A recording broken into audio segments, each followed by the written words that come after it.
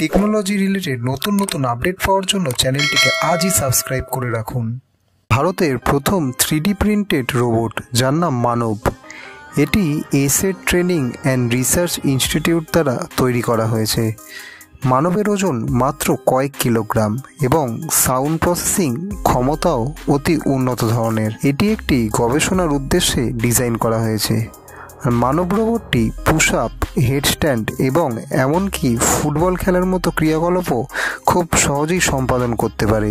এর মধ্যে wifi, Bluetooth এবং একটি রিচার্জেবল লিথিয়াম পলিমার ব্যাটারি আছে। এই রোবটটি 21 ডিগ্রি বডি মুভমেন্ট করতে পারে।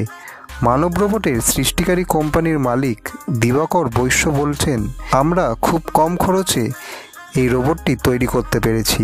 বিদেশে এই ধরনের রোবট বানাতে প্রায় 18 থেকে 20 লাখ টাকা খরচা হয়ে থাকে, কিন্তু ভারতে আমরা এই রোবটকে মাত্র 2 লাখ টাকার মধ্যে বিক্রি করছি।